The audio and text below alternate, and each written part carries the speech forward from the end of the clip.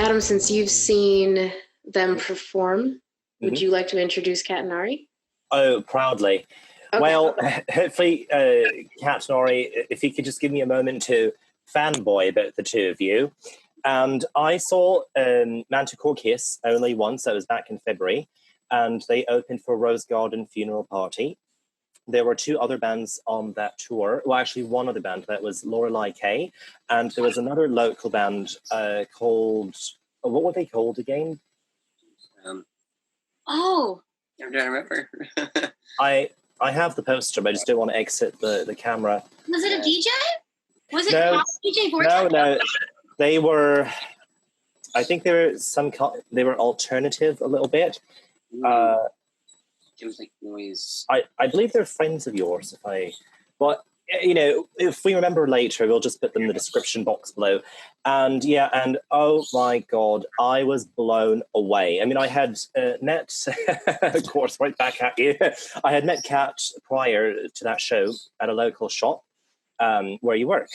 And you told me about your band, and I, right away got onto Instagram and followed, and SoundCloud and all those things. But the real magic started when I saw the two of you live. And I just, oh my God, since that night, the song Intertwined still plays in my head. I love it so much. And all your songs are great. And actually, after you uploaded your... not intermission, quarantine sessions, isolation sessions onto your YouTube channel, which we will link below as well. I watched the entire thing, and I actually got frustrated, and I started literally jumping in my living room, and I said, there must be a way to promote this band. And the two of you are amazing. It's not just, this is not adulation. This is the bloody truth. You are amazing. And I wish someday you will tour with Midnight Syndicate. The two of you would be the perfect opening band. Azzy? So that was a lovely, lovely introduction for Manticore Kiss. It doesn't do them justice, believe me. They deserve more than that, the two of them. I mean it. Thank you. Yep. From my guest co-host on this episode, Adem Can Vaner. It's actually pronounced Jun, but that's fine. Well, which part is pronounced Jun? My second name. Adem Jun? Vaner, exactly. There we go. Yeah. Well, I have a terrible, terrible time pronouncing anything. Oh, so do I. Yeah. And I'm Azzy, and this is Obscura Undead Interviews Manticore Kiss. Yeah. Yes. So if you've never heard their music, and there's a very good chance that you haven't, like Adam said, it will be linked in the video description, and it has a lot of neoclassical influences. It has some ethereal, some darkwave. But Ari and Kat, how would you describe your sound? It's very unique. I think we've had our own description, and then we have descriptions that people have given us and compared as far as sound goes. But I think we like to describe ourselves as a bit of a hint of darkwave, a little bit of post-punk with a dark, romantic, neoclassical approach. Both of our influences come from two different sides of the spectrum, but also complementing sides of the spectrum, and we've tried to combine those elements and just the general concepts of the darkness, but enjoying the darkness and just enjoying the darkness of romance and the bringing life to those shadows. Yeah, and another element that we bring in that would be like a classical reference to is sort of the singing style as well. There's a lot more vibrato and more operatic kind of vocals that are being incorporated. So that would be another element of classical influence in our music. And you nailed it right on the head with how you would describe it. Yeah, absolutely. Dark, romantic. Mm. We've been compared to artists like Hante, Sisters of Mercy. So it's a pretty, I would say dark and romantic would be a core element. Yeah. I'm also curious your individual influences. Which bands have influenced the two of you individually? Well, for me, my influences sort of come from, early goth, more traditional bands like, like Bauhaus, Susie Sue, The Cure, Joy Division. So the classics really inspired me to write that style of music. And then I started taking inspiration by more modern bands like She Passed Away, Actors, Crew Lies, and now Rose Garden Funeral Party. And the list just keeps getting bigger the more that we listen to and interact with current Gothic bands. So my influence and what I bring to the table is always changing, but the classic, like the root of like the heart of and the origin of goth, I always try to bring in an element of it. And yeah, I think some of my history, like I grew up playing classical music. For 30 years I've been classically trained, and I really got into some of the darker, like symphonic metal and some of what some people call goth metal, like Nightwish and some of those bands, and starting to get into the more other bands like Hante is blowing my mind. I can't stop listening to Hante and Lebanon Hanover, and these are bands that are just really, really influential, and not only just inspiring for new melodies, but lyrical content and the story that some of these artists tell is very inspiring for us, and how we form our songs and how we write our lyrics as well. Yeah, because I speaking of your classical influence, like I love like the photos and the videos that you've had, and you're just rocking out on your cello. Like, that's amazing. I love that so much. Now imagine it live. Imagine it live. He's actually cello is not even my primary instrument, actually. He's actually a brilliant violinist. Yeah, he's brilliant. He's absolutely brilliant, and we plan on incorporating some violin into some future compositions.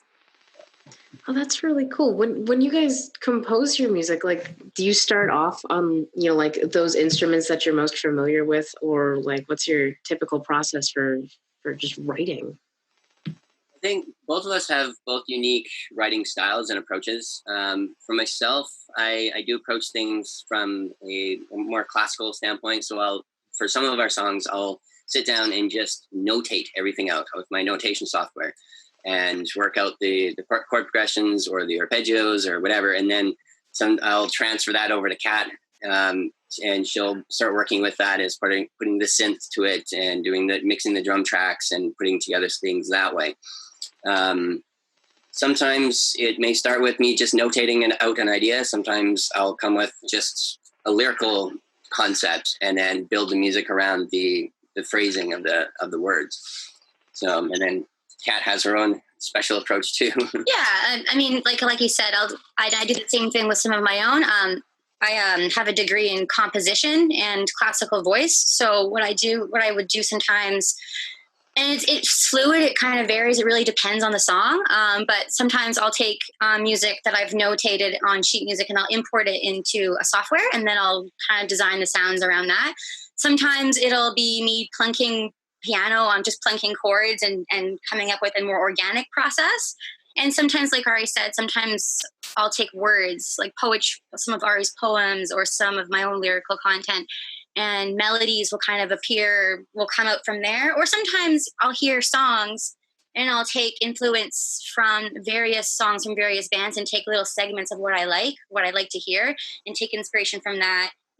Tweak it, change the key, to make it my own. But it's sort of a mix of all those things. So there's like no one way to do it. Every song has a story. Of course. I should add very heart-touching stories. Yeah. I think that would be definitely the romantic era of music, of classical music, really, really inspires me, and romantic music in general. And when I mean romanticism, I'm not talking about necessarily romance, but like romanticism. So deep, really heightened emotions, really dramatic lyrical content, very heart-pulling chord progressions, very powerful melodies that make you feel very, very strong feelings, but also incorporating elements of death, love, loss of love, loss, which is all big, huge parts of the Romantic era of music. Big elements of opera often have to do with love and death, right?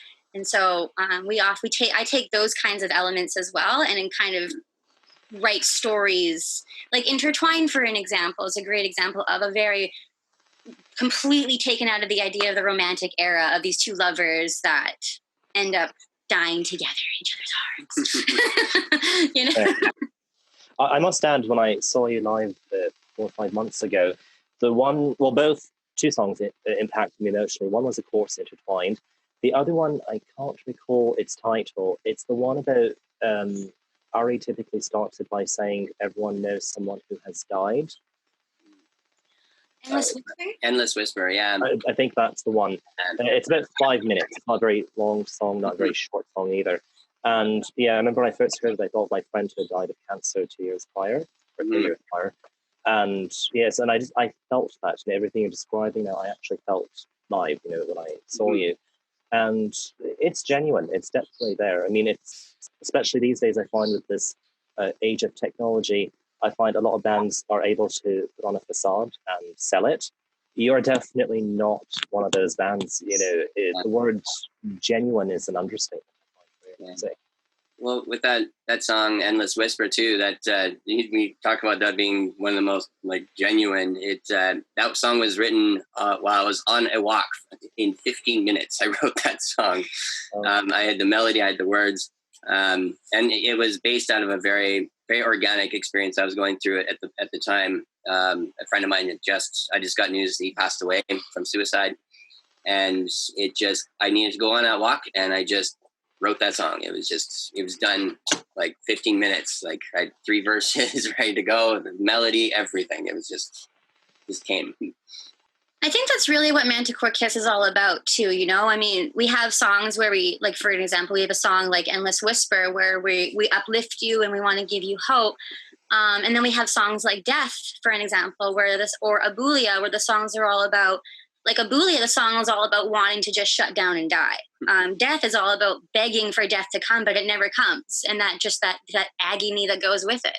So we want to make you feel stuff because there's a lot of deep emotions that we all need to get out of need to get out there. But also songs like Endless Whisper is a sort of a reminder that, don't give up, feel what you have to feel because they're there and they're valid, but, don't give up. So it's we kind of would take you on a bit of a journey, I guess, through the human psyche.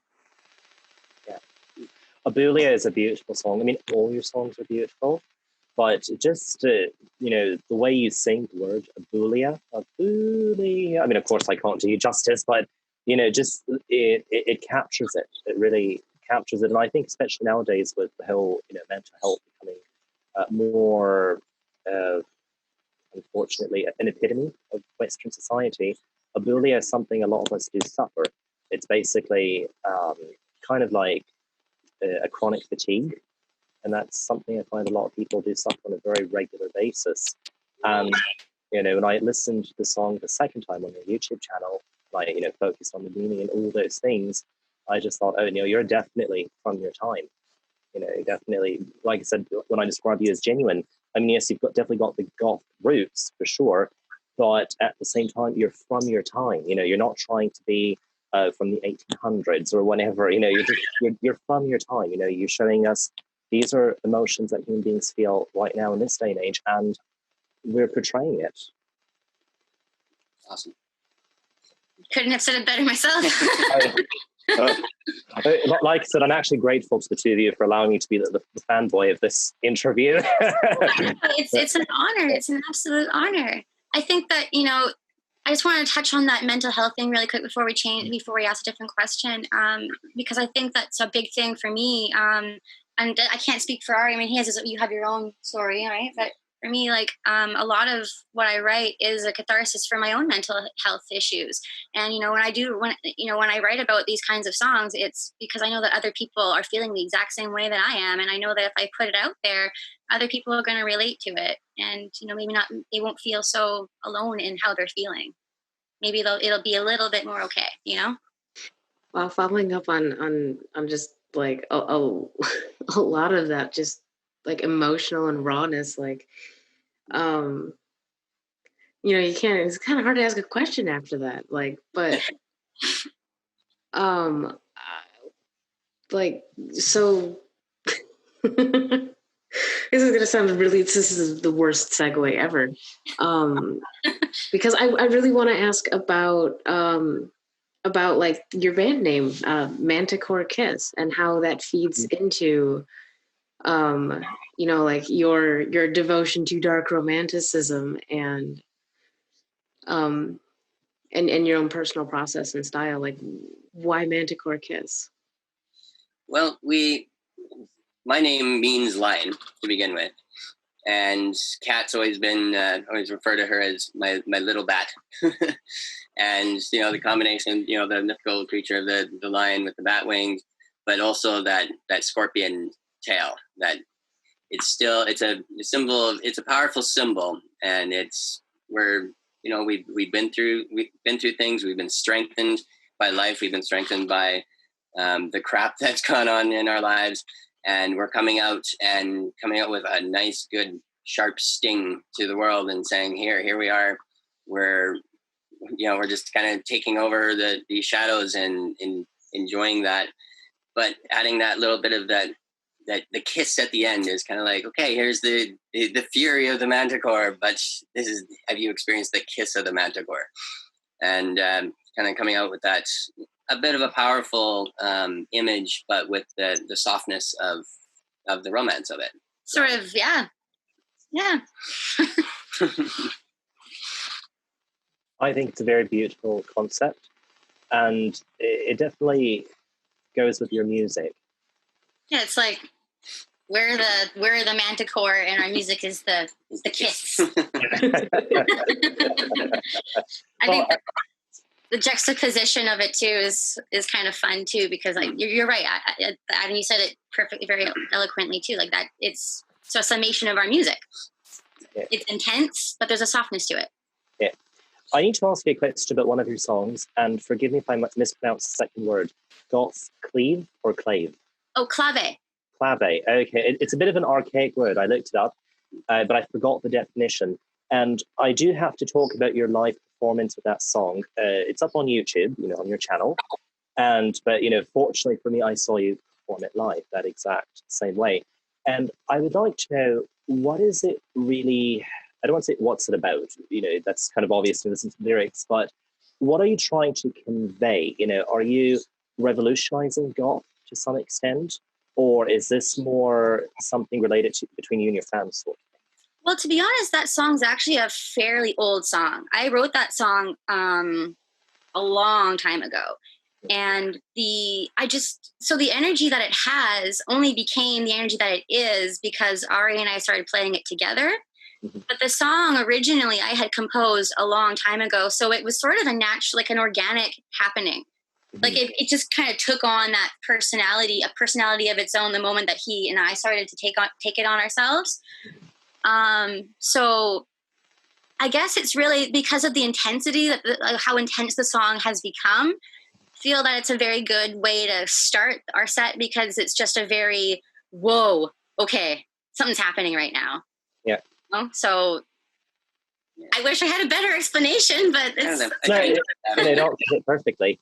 Yeah. Sorry, Ari, go ahead. I think I cut you off there. Sorry. We like it for the fact that it kind of grabs people's attention, and it's, get that really strong distorted cello in there, and just like something that you're not expecting. And it's been a good, way to start our shows, and just kind of say, hey, everybody, here we go. We're starting, A mood setter. Yeah. Yeah. And I also would like to give you another compliment. This one is more for Kat. It's about the scream that you let out. I'm not sure if it's that song or there's another song, but when you go, you have that semi-black metal kind of scream that comes out. And I really love it. I'm a fan of Midnight Syndicate, as a little bit of Nox Arcana and that kind of stuff. So, neoclassical darkwave, as we call it. And it takes me to that. Whenever Az and I were having this conversation maybe 2 months ago, we were saying that neoclassical darkwave is such a fragile territory for many bands to step on without stepping into the symphonic metal territory.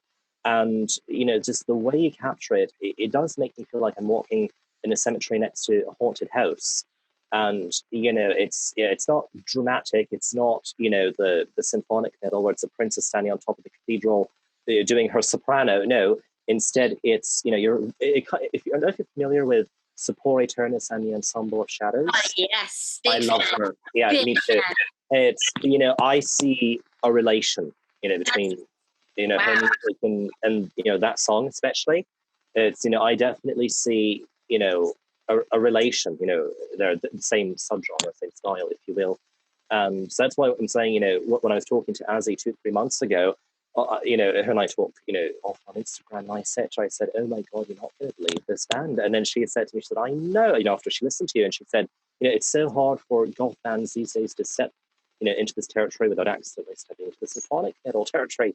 And it's just, what I'm saying is your music is proportionate. It's nothing's over the top, and nothing doesn't deliver. It's adequate, at least in my opinion, my subjective opinion. Thank you very much. We appreciate it. Azzy? No, I remember having that exact conversation. Like, I forgot that we had talked about that. Yeah. But yeah, because I remember that was the thing that had impressed me so much with your music, because I felt as though it's a sound that is very rarely heard, or at least very rarely heard done well, because it's like Adam said, nothing is over the top. There's nothing extra. Everything is perfectly exactly as it should be. There's no it's so balanced between all of your elements, your neoclassical elements, and then like the more darkwave elements. And hearing you say that you're pulling from these different modern bands that you really enjoy, it starts to kind of put your music a lot more into that sort of context, because like it doesn't feel kitchen sink, even though there's a lot of stuff going on, but I guess this is kind of a good segue. We keep talking about your music and how it sounds, and I can guarantee you that most of the people who are going to be watching this interview have never heard of you, because as of right now, your music is your isolation sessions on YouTube and your SoundCloud recordings. But I know that quarantine has thrown like a big wrench into the mix. But how are you planning on, like getting your music out there? Are you working on an album, please? Yes. We are working on an album. We are going to be planning on going into Jackknife Sound Studios, which is run by Jason Corbett from Actors. Uh-huh. So that's going to be really cool to be working a little closer with that guy. Pretty cool dude. So we're very excited. Very cool. Wow. We were actually scheduled for the studio. We had all our studio dates already set before the quarantine came in. And we were, I think, 2 weeks away from going into the studio before we went into lockdown. So it was a little frustrating, but it gave us some time to work on some newer songs that haven't been performed live yet, and kind of perfect those and kind of get more prepared to get into the studio and rock it out as fast as we can. So. But yes, an album that's the project. That is the goal. Yes. That's really cool. I didn't know you guys were going into Jackknife Studio. That's very, very cool. Yeah. We're very excited about it. I can only imagine. Damn. So have you gotten like rescheduled and everything? Or is that like still pending?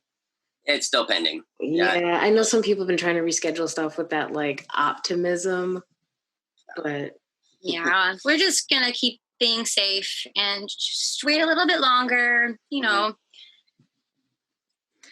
Right. Well, I know Adam and I have been enjoying your isolation sessions. Thank you very much. Thank you. That was a blast to record. I should ask you. Go ahead, Azzy. I was just gonna say it's been really exciting, like watching them go up on YouTube. Before we started recording, I know that I mentioned that I love that it's in your kitchen. So much.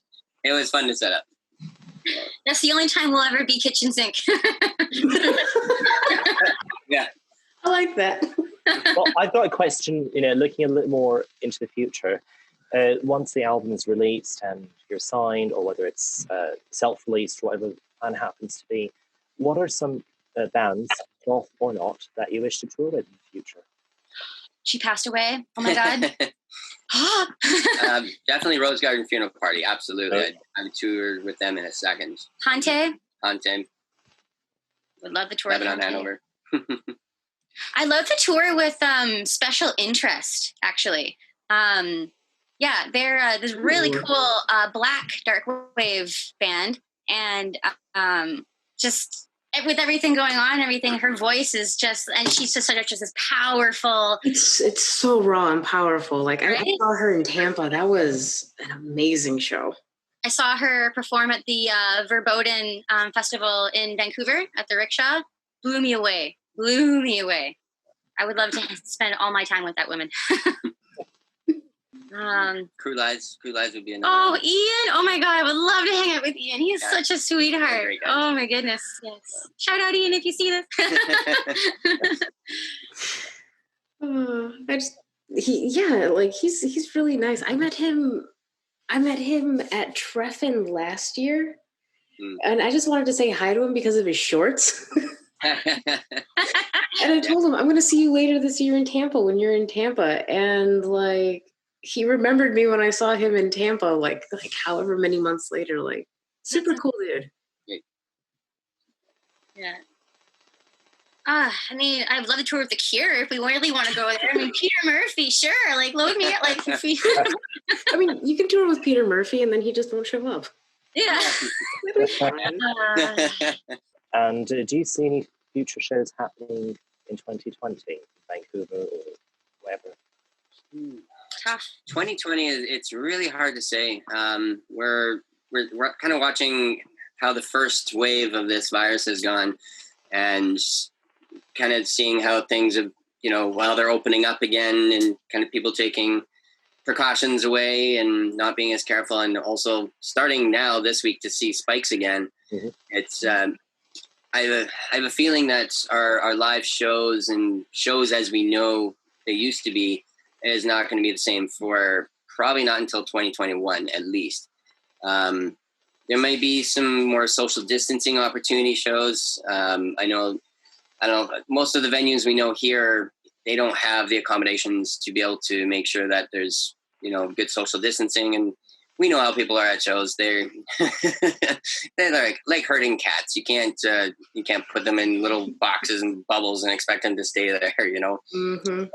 So we're still being really careful for our own health, and that's a big focus of ours as well. Because we can't exactly get sick with this because immune compromised and all that. So we're concerned about that. But until the meantime, we'll look into maybe doing continue maybe doing another live stream again. That was a lot of fun. We really enjoyed that.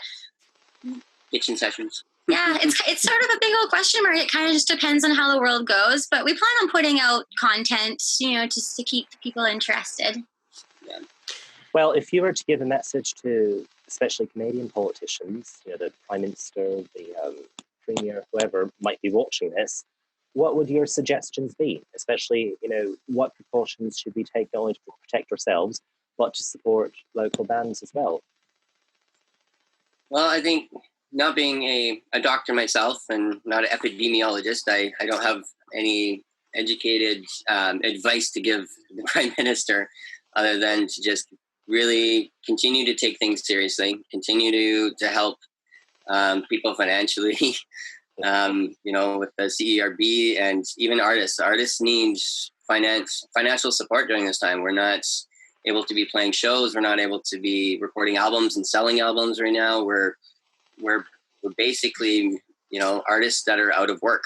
We can work from home and we can do a lot that way, but our access to studios or getting that professional recording done is limited right now. And so having a guaranteed income from this is something that I think would be really nice to see the leaders of our country to be able to recognize that there is hundreds of thousands of artists out there that need that kind of help, but also to be smart at the same time and not open things up too quickly and, sacrifice the health of people. So, I mean, not to get too political or anything, but I remembered when this whole quarantine thing started, I remember saying they should wait until the solstice, the summer solstice. And clearly they didn't. Not that I told them to, because I don't have those connections, but, I would have. And, they started opening things up a little too early. And then just today I found out that there are about 31 new infected cases. Yeah. And I'm thinking, go figure, I said wait until the solstice. Hey, patience is key. Yeah. Absolutely. And that's what we're just going to do, is we're just going to stay patient. Mm-hmm. Yeah, stay in our little cave and play more music and write more music. And maybe when we come back out, we'll come out with a bigger bang than we intended to. Well, carrying on with the interview, while we were doing this technology stuff, I looked at your YouTube channel just to see what songs we haven't talked about. And we've not talked about Forever, and that's a shame because that's such a special song. So tell us more about Forever. It says here that the lyrics and music are written by Ari. So maybe if you want to start, tell us, where did that inspiration come from? Tell us what it means. Kat, you can add your part. Educate us. Well, that song, because it's still very, very new and fresh for me, I still get goosebumps every time I sing that song. It's still getting past that initial emotional fullness of the song. But the song, again, it was one of those, lyrically, it was written very, very quickly. It was inspired by a very special someone in my life. And it was just a kind of a moment of just really kind of looking back at, Kat's background and where she's come from and my background. And both of us, have been through hell, and we've, that the lyrics of, I found you in the shadows under the moonlight, leading me, and found you with your broken wings, and, taking your hand and I held you. And just basically, I guess it would be a metaphorical approach to, it's a love song. It's a love song, but it's kind of how the concept of, when Kat and I also met together, we kind of recognized each other's darkness, and we both recognized our paths were going in that same direction. And it was, it's a very, very, it's a gushy song for me. But it's definitely kind of shaped along that kind of that concept. So. And have you performed cover songs in the past? We've tinkered with a couple of cover songs that we've done. A little bit of like the Stranger Things theme.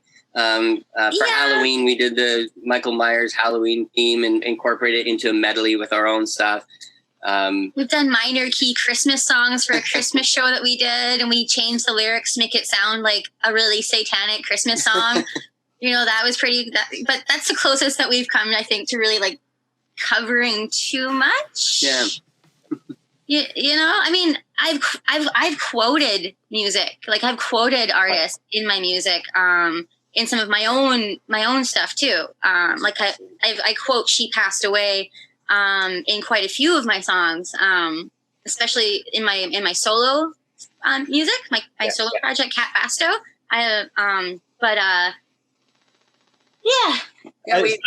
Go ahead. Sorry, I'll ask the question. Go ahead. We have a couple covers that we have been kind of toying around with. Maybe one from Hante, and some from our inspirational, guides. Yeah, and I've done like Marilyn Manson covers, like singing them operatically on piano, and done like a slowed down Manson cover. Well, what I was going to ask is, Kat, you do have a second band. Forgive me if I forgot their name. It's the All Ladies Band, but 3 or 4 ladies. Mommy Fortuna. That one, I love that name. It's got a very, not quite death rock, not quite psychobilly kind of name, somewhere in the middle there. And Ari, correct me if I'm wrong, weren't you part of a folk metal band in the past, or am I thinking of someone else? I'm still involved with a kind of a Viking power folk band called Wolf Brood. I've been involved with many, rockabilly, psychobilly, metal bands, punk bands. Yeah. He and I have been in a folk band before, believe it or not. Yeah. I used to have a solo rock and roll, like pop rock band. Yeah. You're very prolific. That's what I would describe the two of you. Prolific. You've got so much experience under your belt. And the reason I'm rehashing all of this is I want the viewers, people watching this, to know, well, in my opinion, how awesome the two of you are, but also to just kind of get a sense of your accomplishments. As people know that you're not just some band that just learned how to play an instrument, now you've got this new band together and somehow you're on Obscure Undead due to connections. No, that's not you. You've played in several bands before Manticore Kiss. You've been involved in goth and other genres since the dawn of time, really. And I think it's important that the viewers recognize that you two are very professional and accomplished musicians. And Kat, I know you've got a website. We should link that website below. I think it's very professional. And, I like the biography. It's very detailed and, everything is there. Ari, do you have to have your own website as well? I do. It's under Ari Mansell Music. I have to look up the exact one. I think it's a Wix site. So I use Wix, yeah, they're great. It is in my Facebook profile. There's a link there under Ari Mansell Music, and you can look up everything, and there's a good biography and profile and portfolio there too. Excellent. We will link all those below. And also, I'd like to ask about personal support that you receive, your friends, your family. What do they think of your band? What do they think of your music and all those things? What have they said? Well, you go ahead. I think for the most part, again, with different genres, there's certain genres that are more relatable, I guess you could say, for some family members. When I was, some of the folk music and punk music and some of those genres I used to play with my family was, it was a little more of along their style of appreciating and a little bit more relatable. And us moving into the genre that we're currently in now, it's definitely a little bit more of a niche, and it's there's absolutely, I would say 100%. My family is very, very supportive, and they try to. My brother tries to come out to, as many shows as he can, but he's got his kids and all that, and I think generally my side of the family is extremely, extremely supportive of what we're doing. It's just not always easy for them to, show up to shows, or is, a metal show, when you're, have just a bunch of little kids or whatever. It's not usually your, first show to go to. But I think they definitely do appreciate what we're doing and try to support it as much as they can. And buy my music off my Bandcamp, and for more than it was listed for.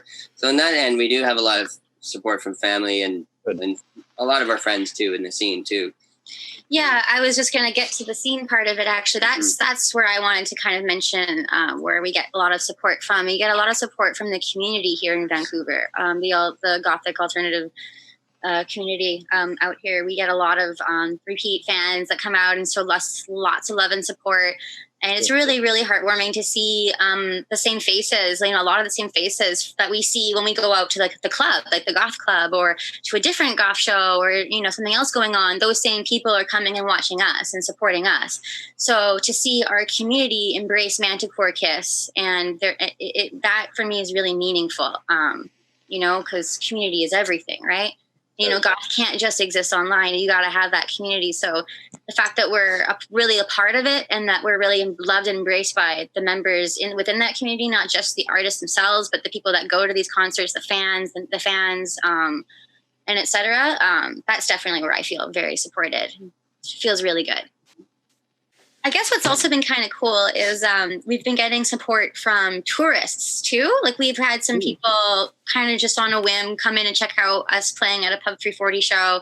They were from Germany and they like happened to be goth and they ate it up. They just absolutely loved it. And then afterwards they were telling us about how they're going to tell all of their friends back at home about us. And so like knowing that people like in Europe too, can appreciate what we're doing and they're such big fans. Like, I mean, our Vancouver scene is it's a cozy family. It's a very cozy family.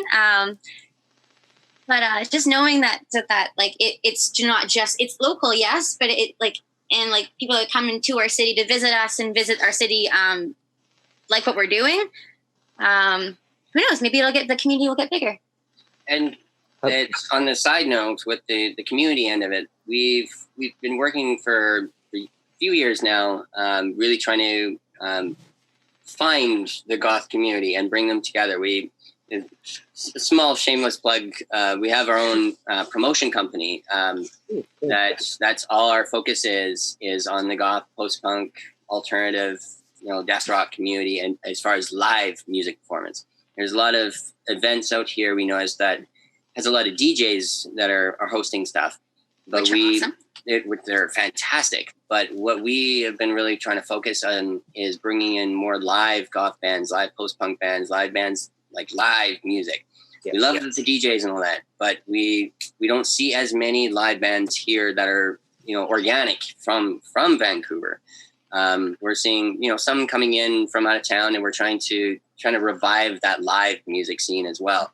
So contributing by, being promoters and setting up these shows, or just being a band that can contribute to the scene as well. So I think that's a really positive, and probably the best way to do it, because like personally, this is just my personal like hot take on it, but if you have a scene, you can have like the most thriving goth scene ever, but without like a local music scene with local bands, it doesn't have that like extra element that I feel is so critical in keeping something surviving, not just surviving, but thriving. Right. So that's very cool that you do that. I didn't know that. What is your promotion act called? Called Coffin Party Productions. Ooh. I like it. I like that name too. Yeah, we'll provide you a link to our website later on too, so you guys can add that to the link down below. Yeah, give me your links for absolutely everything. Everything. Yeah, we were going to be hosting Technophobia in September, in September, but the venue that we were going to have them at, I think has shut down permanently. Pub 340, yeah, I think it's done. Ooh. So is that like the first one to shut down, or are you guys seeing a lot of venue closures? A lot. We're seeing a lot, especially more now with the virus and everything, that a lot more places are not surviving, being out of, no customers for a while. Mm-hmm. I mean, isn't Vancouver a little bit more expensive too? Bloody expensive. It's really expensive to live here, and like with bylaws and everything, and like the city and rent and everything too. A lot of venues are shutting down because people can't afford the rent on these spaces anymore. The attitude of the city has changed a lot too. I feel that live music doesn't really matter. What does it matter if you have a DJ, right?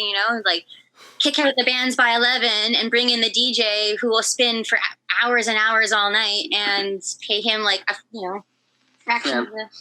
Well, what we really, really want to see at the end of this whole shenanigans and chaos in this world with this virus is, it would be a beautiful, beautiful thing for there to be a revival in live music and people actually missing live shows and live music enough that they will actually start to come out again and not just take it for granted that it's always there. It got whisked away from everybody. Like, we know so many bands and fans that, shows just got canceled, like for the entire year. We're talking thousands of shows. And I think I'm really, really hoping that the end of this is going to be a revival for new live music, and things will be appreciated maybe just a little bit more than they were before. See, that would be absolutely amazing. I think that's a wonderful wish, and I know that I have a number of friends who have picked up instruments after having never played like really before, like during quarantine as something to do, and even just something as small as that to like spark people's interest just in the creative process of music. Yeah. I think go a long way for that as well. Absolutely.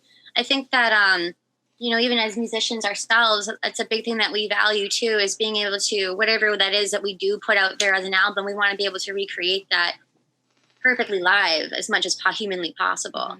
Anything that goes on an album, we believe should be able to be recreated in a live setting as much as possible. So we play as much as we possibly can, like when we have some backing tracks, yes, but those are all completely written by us. We're actually playing on top of it. He's playing an instrument. We're singing. So, I mean, yeah, we do have some people could argue that, oh, you have backing tracks. It's kind of like a DJ-ish kind of thing, but yeah, not really, because there's no shame in that. I mean, anyone who compares that to a DJ-ish kind of thing, like, pshaw. Yeah. Totally different. Yeah. Yeah, totally. But you're right. Like the incorporation of live music in Gothic subculture really needs to be preserved. As much as possible. I really do feel as though it's something essential for a scene to thrive, and not just sort of exist as like a DJ space. Mm-hmm. Totally. How many live shows have you guys played?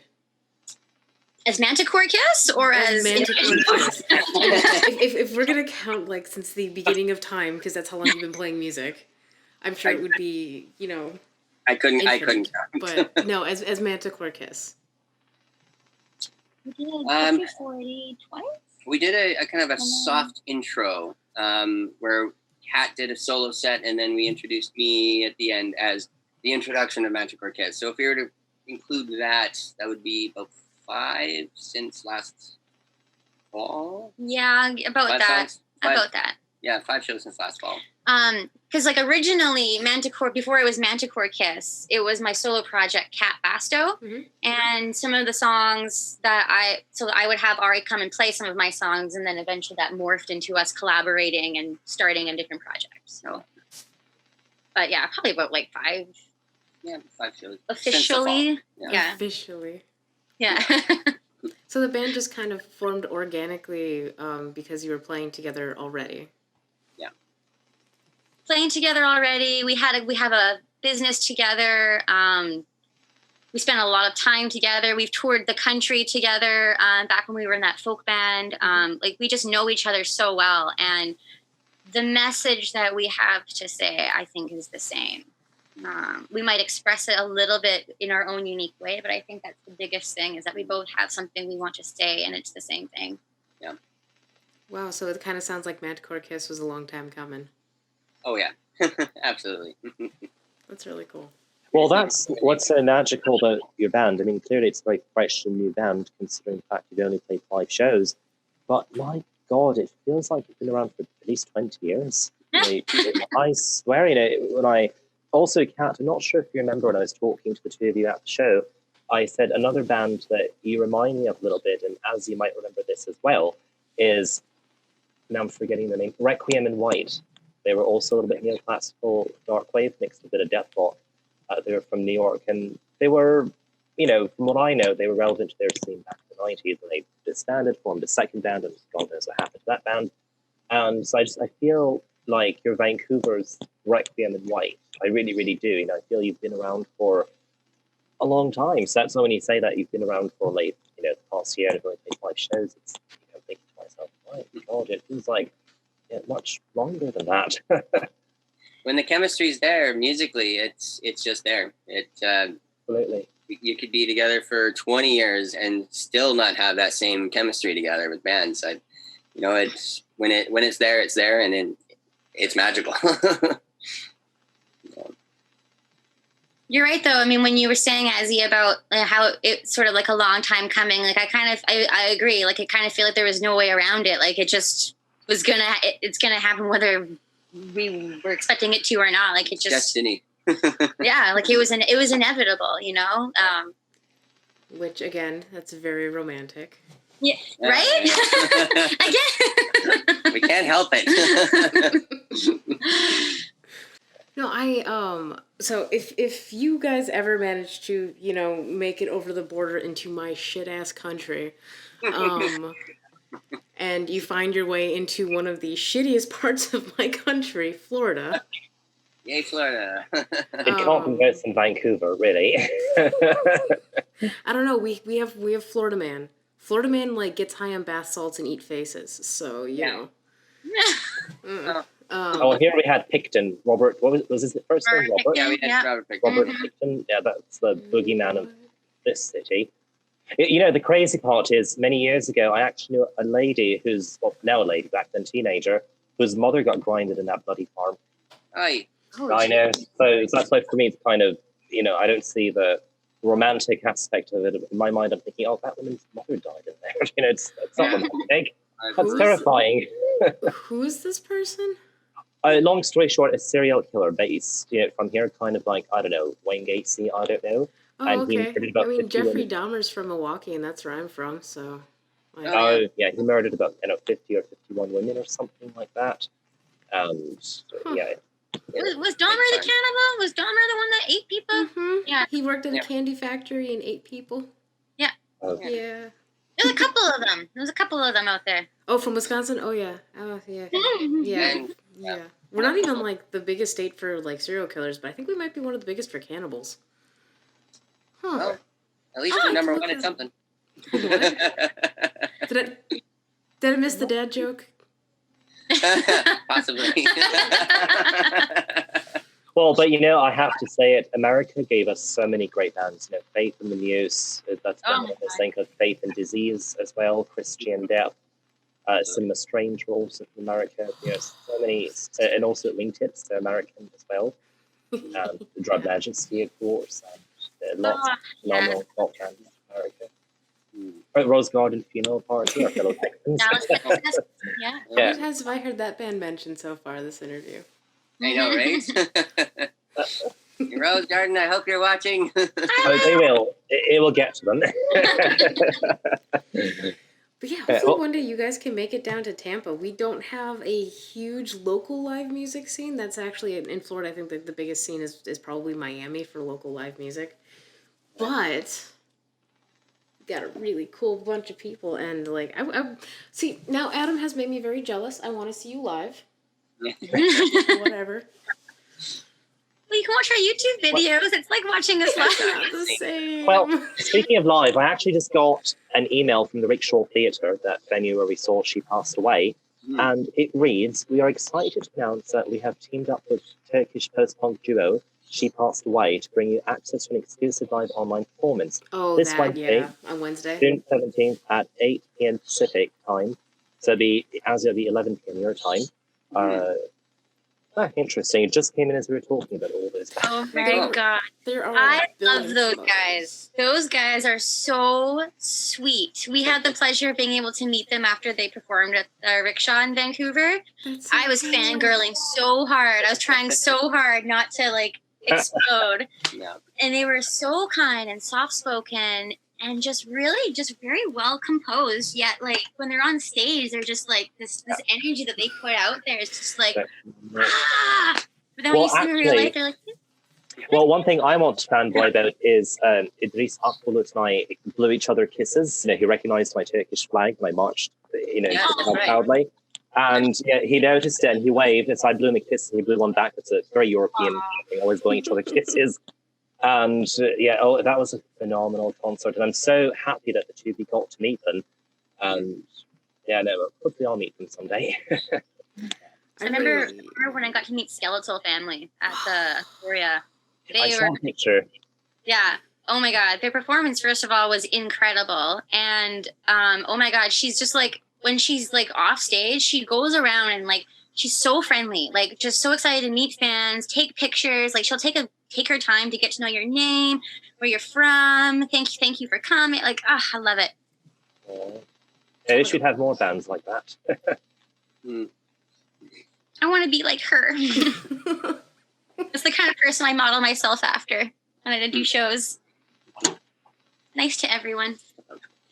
Yeah. I mean, okay, I've been to definitely a show or two where like the performers are just assholes. It's just like, how can you not be like nice to everybody? Like, cause so many musicians are just so cool, like off stage. You don't expect them to be, but they are. And we really try to be as approachable and personable with people as possible. And like we've gone on tour across Canada and have dealt with a lot of different crowds and a lot of different fans. And there's when you're tired and you're exhausted after the build up for a show, and it's like the last thing you feel like doing is like jumping out there in a crowd and all that sometimes. But there's that connection with your fans and the people that are there at your show and that want to talk to you. That's, I think, super, super important for every artist to not forget. Make that connection, one-on-one with people. That goes, back in their memories for years. It makes a huge impact. Actually, I had actually, it was funny. My little 7-year-old niece, she came out to. I was hired for a session show for a punk band, and it was her very first concert ever. And it was, this band went out of their way to make sure they met her and talked to her, and they sent her a merch package later. Aww. And this girl I don't think anything has impacted her as much as that did. And she just like lost her mind. Yeah, so if we ever have kids at our shows, we are doing the exact same thing. Like, if there's goth things at our show, oh my God, I would die. You gotta connect with the people that are there to support you and talk to them, and you take that time. It's important. I always try to express gratitude as much as I can when I am interacting with people, just because like we can't do anything that we're doing without the audience, without the fans, without all of you, So, and if you don't express that gratitude and how much you appreciate them taking their time to come and see you, I don't know. It's like you said, it's kind of an asshole thing to do. I don't know. It's like, take the time. I think it's very important. I think that Andrew Eldritch may beg to differ. Well, separate kettle of fish, but we love them anyways, don't we? Well, I was going to ask you, actually, again, me being a bit of a fanboy, do you happen to have any of your patches and pins and things that maybe you'd like to show us? Unless it's troubling you, don't want to trouble you. It's got buttons and beer koozies. Where's the beer koozie? Let me find a beer koozie. And patches? Do you have a patch? I saw the patches on Facebook. They look great. It turned out nice. Azzy, was that because of me or because of Manticore Kiss, the patch? Manticore Kiss. Okay. Yeah, I was going to bring up, Kat, thank you for your comment on Instagram. You said that you liked what I did with that patch. When I put in the That looks so good. Cool. We have a matching beer koozie. Yes. I love it. That's great. Yeah. And your patch, I think, is handmade. You drew the logo yourself, right? I designed the logos on my computer, and then I sent everything into. It was sent in. Yeah, there's the same printers for the patches, beer koozies, and buttons are separate. But Okay. a good local company here. I love bands that print beer koozies, and it's like one of the dumbest things you can print. But like my favorite beer koozie is like Nox Novacula, and it says "Death to False Death Rock," and I'm just like, yes, Nice. Yeah. I really want to make coffee mugs in the future. ooh. I collect coffee mugs from bands. I have an Iron Maiden coffee mug and a Depeche Mode coffee mug. And that's like my thing. When I go to a show, I'm like, if you have a coffee mug, I'm going to buy it from you. It's just like t-shirts and stuff. Those are fine. But like, I don't know. It's fun to get all those little accessories like beer cozies and coffee mugs and pins and things, So that's what I want to do next. Get coffee mugs. I don't think I've ever been to a show and seen coffee mugs on offer. But now I really want that. Yeah. Wouldn't last well through the show in your bag, When I saw Iron Maiden selling coffee mugs, I was like, yes. Oh my gosh, screw the t-shirt. I'm getting a mug. Oh, yeah. Well, when your band grows big and you become, a much, much bigger name, I'll tell you what I would like as a fan. I'd love to have the Ari and Kat dolls in some action figures. Oh. I love action figures. I love dolls. You can tell by my Instagram. I, definitely love, the Ari doll and the Kat doll. What about a bobblehead? What about a Manticore plushie? Like we could collaborate with creatures. Or what are they called? they do like Baphomet plushies and things like that. You can get them on Killstar. But like get Both like ideas are great. That and the bobblehead, both are great. Bobblehead could be good. We could settle for that. Anything with Manticore Kiss is good. No, I love unusual merch. Like, it's that little it goes back to like you talking about like wanting fan interaction and like that sort of thing. The unusual merch kind of does that in a really similar way. I feel you're getting people's attention, doing something fun. And creative. Yeah, creative. Although I want a bobblehead. If you guys make Alright. bobbleheads, like, please hit me up. We were talking about getting a whole bunch of like mini plastic coffins made up and making them like mint boxes, or like selling a little coffin full of mints or something. Yeah. We'll have our faces as the mints. And we'll have like the That'd little be Ari's weird. little mohawk on it. That'd be weird. That'd be weird. Be complicated, but I love it. You can hand carve each one. To gradually wrap this up, Ari and Kat, what would your message be to your fans? Our message to our fans is sort of like what we've been saying, and all along, and kind of in our songs too. I think like Ari captures it perfectly in his song "Endless Whisper." Don't give up. You've always mattered. So to persevere. Mm. And don't be afraid to go to those dark places. Like it's sort of like us saying, come with us on this journey through yourself, and let's go through these really intense and sometimes really difficult concepts and emotions, and have a release, find a release through it, and find a way to find something to uplift you through it. And what ideas do you have for album titles? Is there one we should be looking at? Title. Ooh, I don't know if we've come up with an album title yet. Brainstorm. I think once it starts taking shape, we'll have a general feel for what it needs to be titled and what needs to be featured, and what kind of theme I think will need to be released at the time.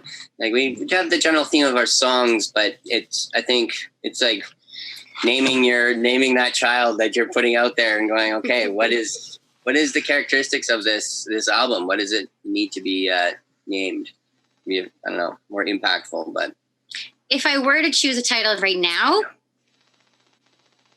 Intertwined, because that song I think kind of sums up Manticore Kiss. Intertwined could work. But We shall find out. The jury's out on it. Jury's out on it. Yeah. But yeah, the general, yeah.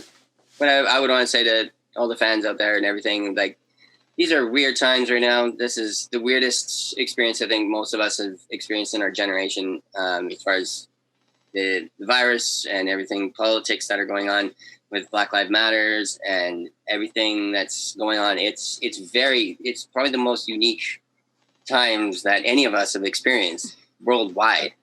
And there's a lot of things that people are going through, a lot of people that are hurting. And just like Kat was saying, the message of our music applies today as it did yesterday, and it will apply in the future. Times are tough. There's darkness. Embrace your darkness. Thrive in your darkness. Keep hope. Find each other to, be in the darkness together. Find that romance and that love within the darkness, and be your own light in that darkness. I love that. And we'll show you how to do that. Yep. All right. Well, Kat and Ari, thank you so much for joining us. This was a lot of fun. Thank you. Thank you for having us. This was awesome. And we'll put links to all of your things in the description, whatever the thing is below. And I'm really looking forward to when you guys manage to get into the studio and to make music, and release that album. Me too. Oh, I'm excited. I'm anticipating it, and it will be great. We'll keep you That'll be posted, awesome. for sure. Thank you. All right. Thanks. Much love. Well, you have a Good night. lovely evening. You too. Nice to meet you. You as well. All right. Bye. We'll see you around. All right. Bye. Bye, Yeah. guys. Cheers.